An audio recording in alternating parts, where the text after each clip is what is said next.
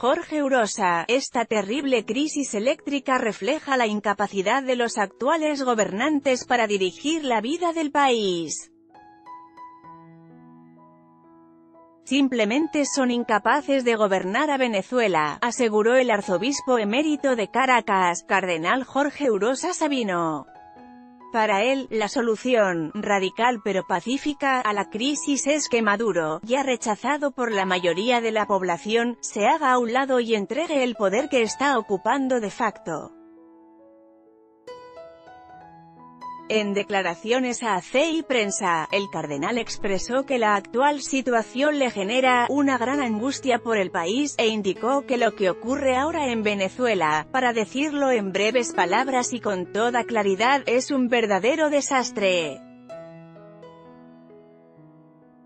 Es necesario que se acepte la presidencia interina del presidente de la Asamblea Nacional, Juan Guaidó, que haya un gobierno de transición, previsto en el artículo 233 de la Constitución, para que se realicen unas elecciones limpias y transparentes, y se inicie una auténtica recuperación del país, añadió.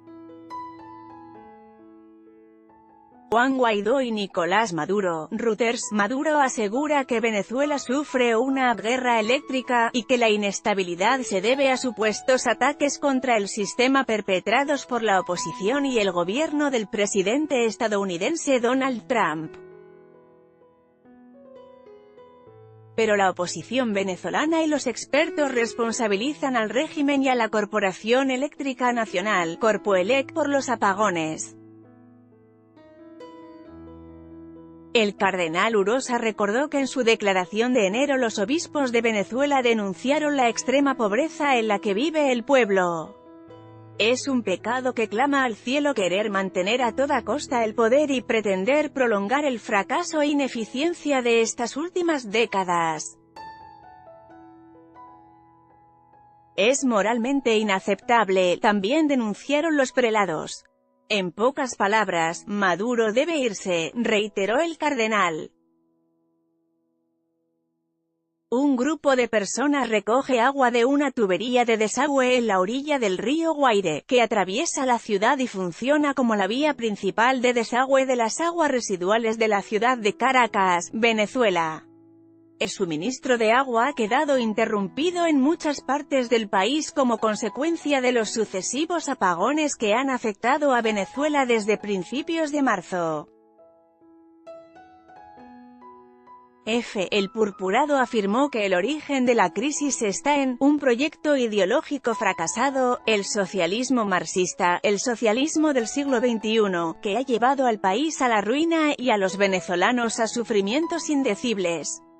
El país no funciona. Todos padecemos por la escasez de servicios de primera necesidad como el agua, el transporte y la electricidad, y además, por una inflación que ha empobrecido a todos y golpea especialmente a los más débiles, expresó.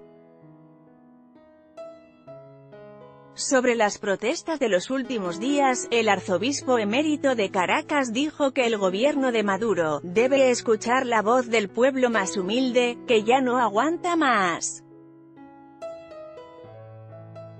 No deben seguir sometiendo a las clases populares a las penurias y limitaciones y humillaciones que han provocado. El purpurado también denunció que Maduro y otros invitan a grupos civiles, violentos y armados, a contener las manifestaciones populares. Eso es totalmente criminal, inaceptable e intolerable. Y la gente sensata del chavismo debe hacer ver a sus dirigentes que eso es totalmente ilegal. Es criminal que se promueva la violencia de bandas armadas para contener las legítimas protestas pacíficas. Los jefes de la Fuerza Armada no pueden permitir eso. El cardenal Urosa hizo un llamado, con todos los obispos de Venezuela, a mantener la calma, a actuar por las vías pacíficas pero al mismo tiempo a exigir el respeto a nuestros derechos.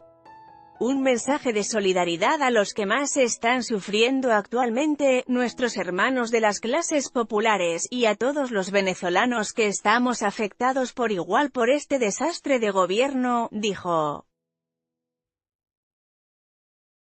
Es preciso que los actuales gobernantes entiendan que se deben ir, y que no deben seguir haciendo sufrir al pueblo venezolano.